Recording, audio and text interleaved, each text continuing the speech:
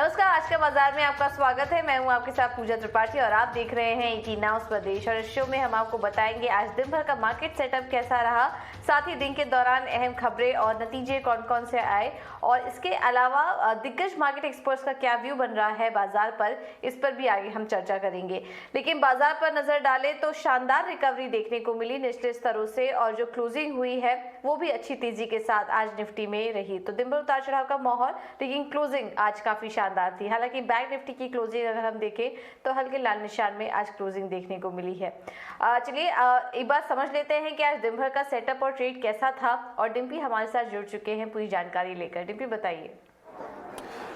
आज का मार्केट का सेटअप काफ़ी शानदार था। आज आपने गैप डाउन किया, लेकिन गैप डाउन होने के बावजूद भी आज आप हर निशान में बंद हुए हैं। कल भी हमने गैप अप किया था, लेकिन कल मार्केट्स ने डेज हाई से डेज लो की यात्रा की थी।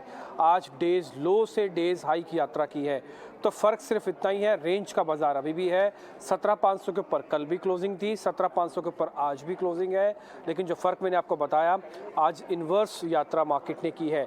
आज आपका एडवांस डिक्लाइन, फिर से डिक्लाइंस आपको ज़्यादा दिखे, लेकिन उसके बावजूद भी आपका इंडेक्स आपको हर निशान में दिखा। बैंक निफ्टी आज एक्चुअली में बोला जाए तो रियल कल्प्रिट था, नहीं तो आज में आप 17,600 को भी पार कर जाते, क्योंकि आज इंडसन के बाद प्रॉफिट बुकिंग हुई। एचडीएफसी के ट्विंस, दूसरा एचडीएफसी लिमिटेड, एक्सिस बैंक, इन सभी के अंदर ज़्यादातर आपको प्रॉफिट बुकिंग थे, लेकिन सरकारी बैंकों का खेमा ज़्यादा ठीक था। इसी के अंदर ही आप एक बार इंडिया विक्स भी देख सकेंगे। आज वो करीब 2% टूटा है, वो 17 के आसपास पहुंच गया है। ये बहुत कंफर्टेबल जोन होता है। 17 से लेकर 21 तक मार्केट हर एक लेवल की इंपॉर्टेंस समझता है और उसके बाद उसी तरह से प्ले करता है। 17 के और नीचे जाने पर अति तेज़ हो जाएगा और 22 के ऊपर जाने पर अति गिरावट आ सकती है। इसलिए कंफर्ट जोन का बिल्कुल बॉटम टच करता हुआ आपको इंडिया विक्स था। खैर, आ जाते हैं निफ्टी के टॉप गेनर्स पे। आज बाजार ने किसने आज शेयर्स ने आज तेज़ी दिखाई, आपकी स्क्रीन पर आएंगे। आज यूपीएल काफ़ी अच्छा चला, काफ़ी दिनों के बाद इस तरह की तेज़ी यूपीएल के अंदर आपको दिखेगी। अदानी ग्रुप के ज़्यादातर शेयर्स आज डेज लो से डेज हाई पे जाके बंद हुए हैं, और इनमें वॉल्यूम भी अच्छा था। अदानी एंटरप्राइजेस निफ्टी में शामिल होने के बाद पहली बार इतनी स्पीड से चला है, 2.5% ऊपर आके। टेक महिंद्रा, एचसीएल टेक जैसे शेयर्स भी पार्टिसिपेट कर रहे थे। इसका मतलब है कि आईटी के अंदर वापस से जो पुल बैक फिजल आउट हो गया था वो फिर से रीगेन हो चुका है। लूजर्स की कैटेगरी में ये तो इंडसन बैंक ने आज कोई रिकवरी नहीं दिखाई, करीब 5% नीचे जाके। एशियन पेंट, अल्ट्राटेक सीमेंट और अपोलो हॉस्पिटल्स भी बाकायदा डेज लो पे बंद थे, जबकि बाजार डेज हाई पे जाके बंद हो रहा था। आ जाते हैं छोटे मझोले शेयर्स की कैटेगरी में, यानी कि मिड कैप कैटेगरी के अंदर हुआ क्या है। अगर आप वहाँ पे देख रहे हैं तो आप एक आलोक धानी सर्विसेज के अंदर आपको अच्छी मजबूती दिखी है। विनीति ऑर्गेनिक्स और यूपीएल भी इसी कैटेगरी के अंदर आप शेयर काउंट कर सकते हैं। यहाँ पर एक अच्छा मूवमेंट देखने को मिल रहा है। इसके अलावा अगर आप देखेंगे तो डिलीवरी, जहाँ पर मैनेजमेंट की कमेंट्री है, और कमेंट्री में कोई एक्साइटमेंट नहीं था, बल्कि वो तो कह रहे थे कि प्रेशर है, और मार्केट ने ज़ोरदार पनिशमेंट दिया। डिलीवरी डेज लो पे 15% नीचे बंद हुआ, जबकि इसके पीयर्स देखेंगे अल्कार्गो, एजिस लॉजिस्टिक, वो सब के सब ऑलमोस्ट डेज हाई पे थे। शेफलर, होम फर्स्ट और एयू स्मॉल फाइनेंस जिसके नंबर्स आए, ये सभी के सभी शेयर्स आज डेज लो पे जाके बंद हुए हैं। इन सब के अंदर गिरावट हमको बनती हुई दिखी है। आ जाते हैं आज का साल का हाई किन शेयर्स ने लगाया, एक बार वो आपकी स्क्रीन पर आएगा। उसमें दीपक फर्टिलाइजर, एआईडी पैरी की लास्ट की क्लोजिंग बहुत शानदार थी, और आईटीसी भी आज साल का हाई लगा गया। इसके नंबर्स आएंगे आज शाम को, और उसके बाद ये शायद और रिएक्ट करेगा, लेकिन ऑलमोस्ट ये अपने 50 वीक हाई पे आज क्लोज ही हुआ है। तो ये कुछ एक मार्केट के शेयर थे। तो खैर, आज मोटा मोटी बात यह है कि बाजार के अंदर दिन काफ़ी बेहतर था। अगर ग्लोबल सेटअप ठीक रहता तो कल आप फिर से गैप करेंगे, और कल 15,600 की शॉर्ट कवरिंग मार्केट के अंदर दिख सकती है। बिल्कुल, बहुत बहुत शुक्रिया डिम्पी ये सारी जानकारी देने के लिए। तो काफ़ी अच्छा सेटअप था, उतार चढ़ाव के बाद क्लोजिंग अच्छी हुई, और कल अगर ग्लोबल मार्केट का सेटअप अच्छा रहा तो भारतीय बाजारों में और भी तेज़ी देखने को मिल सकती है। तो चलिए अब आगे बढ़ते हैं, और इस बीच कुछ बड़े कॉर्पोरेट्स के साथ भी हमारी बातचीत चल रही है। त्योहारी मौका है, और ऐसे में हम कुछ बड़े कॉर्पोरेट्स के साथ बातचीत कर रहे हैं। हमारे मैनेजिंग एडिटर निकुंज डालमिया ने नेस्ले के सीएमडी सुरेश नारायण और इंडियन होटल के एमडी पुनीत चटवाल से खास बातचीत की। बातचीत में सुरेश नारायण ने कहा कि निश्चित तौर पर ये चुनौती भरा समय है, लेकिन हम इसे इस मौके के तौर पर देख रहे हैं। तो वहीं पुनीत चटवाल ने कहा कि इकोनॉमी ग्रोथ के साथ कंपनी के लिए भी काफ़ी मौके बनेंगे। I think it's definitely a challenging time. It's challenging time because inflation is unprecedented. In my own company, the cumulative inflation for 2019, 20, and 21 is lower than the inflation that we have faced in 2022.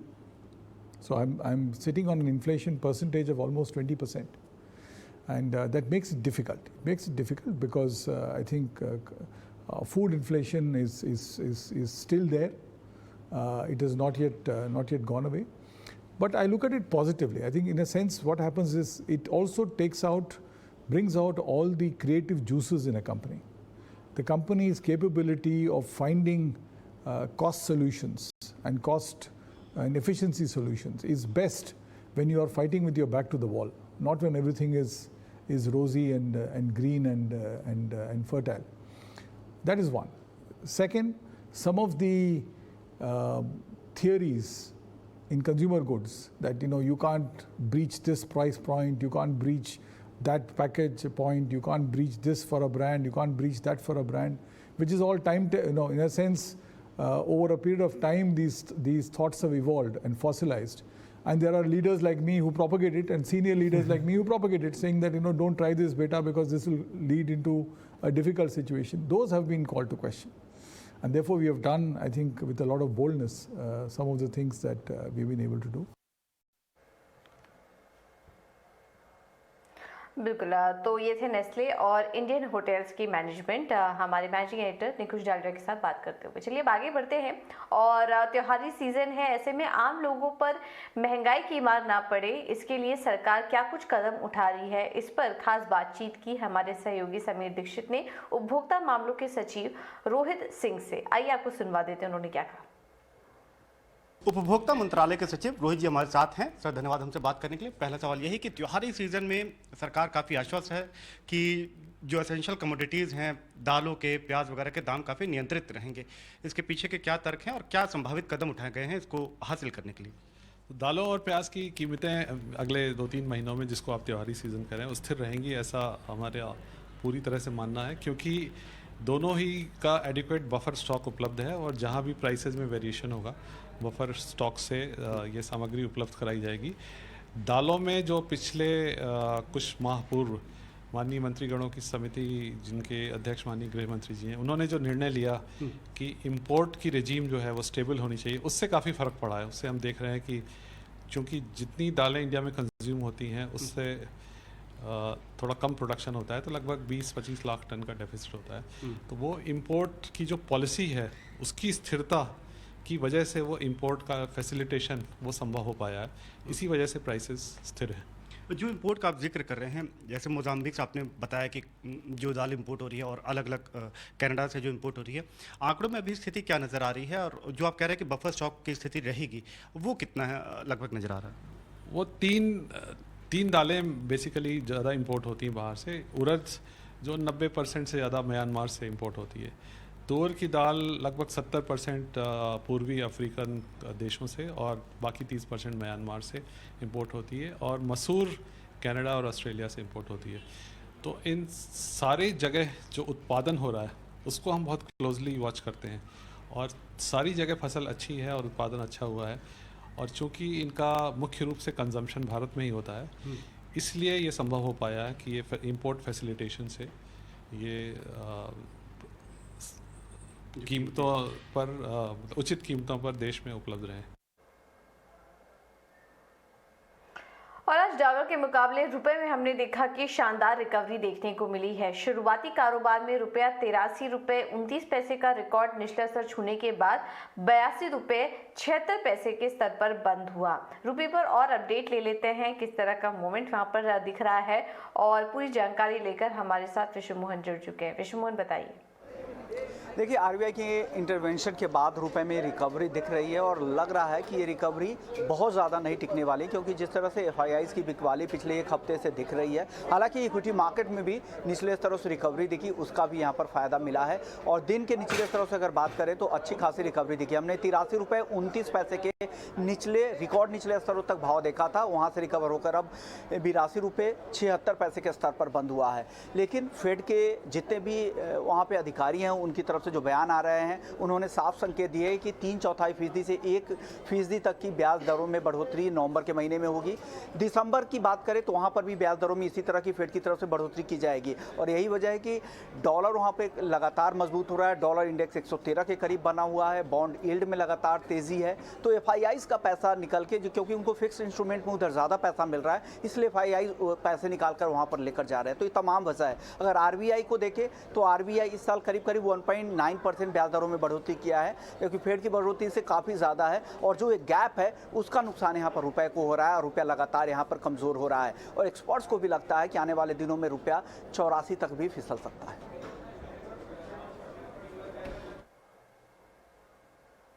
Alright, बहुत बहुत शुक्रिया मिश्र में ये सारी जानकारी देने के लिए। तो ये कुछ बड़े ट्रिगर हैं जिसकी वजह से हमने देखा कि रुपए में कमजोरी और आगे के ट्रिगर्स भी यहाँ पर विश्व मोहन आपको बता रहे थे। चलिए अब एक और स्टॉक पे फोकस करते हैं और वो है डिलीवरी। कंपनी के दूसरे तिमाही के जो अपडेट आए हैं वो काफ़ी कमज़ोर हैं, उसके चलते हमने देखा कि स्टॉक में आज करीब 14% से ज़्यादा की गिरावट देखी गई। और ज़्यादा डिटेल के लिए चलते हैं अंकिता के पास। अंकिता बताइए।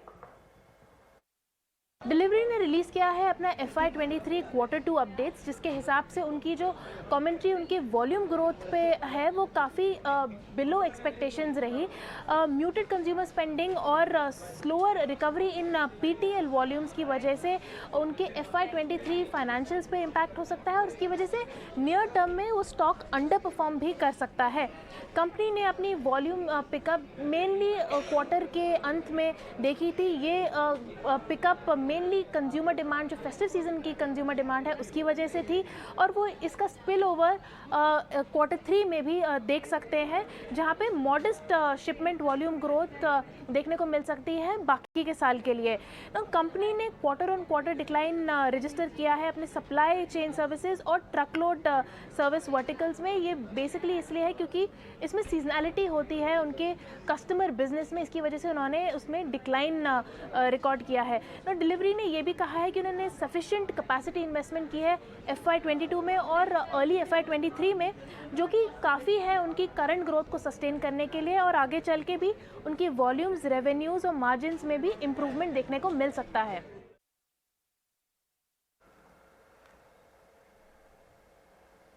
ऑलराइट, बहुत बहुत शुक्रिया अंकिता ये सारी जानकारी देने के लिए। चलिए अब आगे बढ़ते हैं और फोकस करते हैं कुछ नतीजों पर। और बाजार के दौरान ही हमने देखा एशियन पेंट्स ने अपने नतीजे घोषित किए।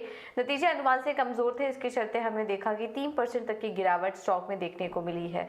रिजल्ट्स पर नजर डालें तो आय में करीब 19% की ग्रोथ दर्ज हुई है। कामकाजी मुनाफा 35% बढ़ा है, जबकि हम 70% बढ़त के अनुमान कर रहे थे।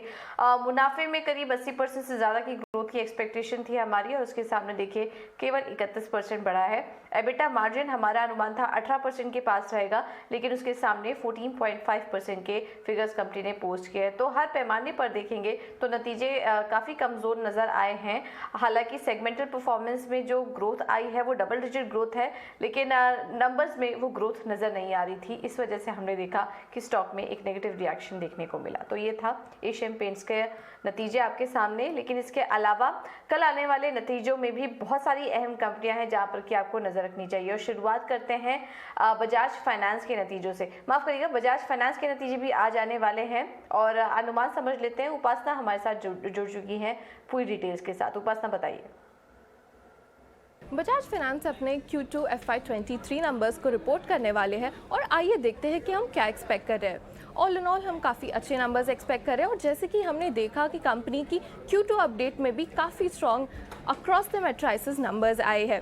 NII में हम एक्सपेक्ट करें 28% ग्रोथ ऑन YoY बेसिस और पैट हम एक्सपेक्ट करें अप्रॉक्सीमेटली 2600 करोड़ के जाते हुए, जो कि 78% ग्रोथ है ऑन YoY बेसिस। अगर AUM की बात करें तो कंपनी ने काफ़ी स्ट्रॉन्ग AUM ग्रोथ दिखाया है 7% सीक्वेंशली और 31% YoY बेसिस पे।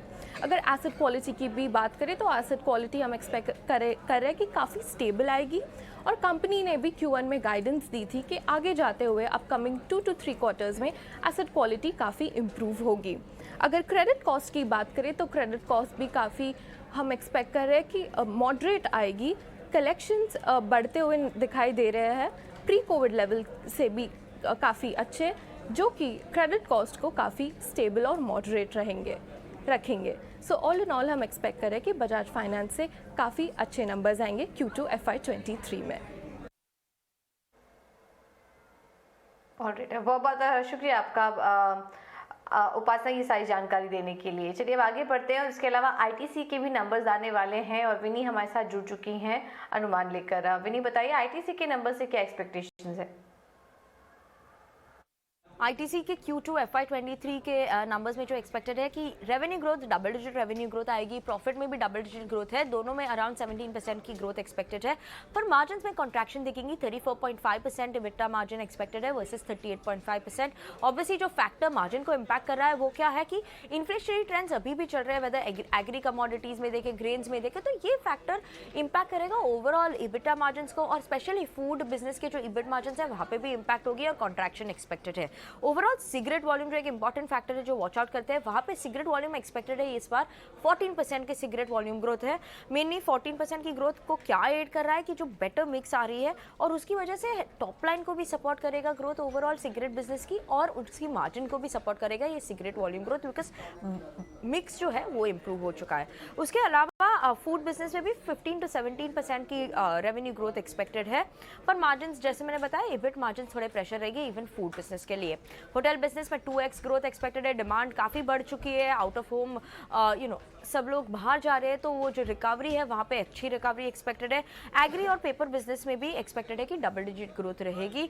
All in all FMCG business के जो इबिट मार्जिन है वो एक इंपॉर्टेंट फैक्टर है वॉच आउट करने के लिए। उसके अलावा पेपर बिजनेस में क्या जो पॉजिटिव साइकिल थी वो कंटिन्यू रही है ये टाइम भी, और आउटलुक क्या है मैनेजमेंट का एग्री और होटल बिजनेस में, ये इंपॉर्टेंट फैक्टर्स है।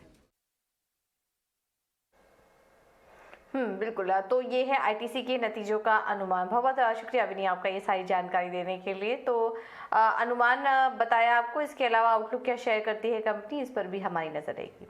चलिए फिलहाल इस बुलेटिन में इतना ही, एक छोटा सा ब्रेक लेंगे, लेकिन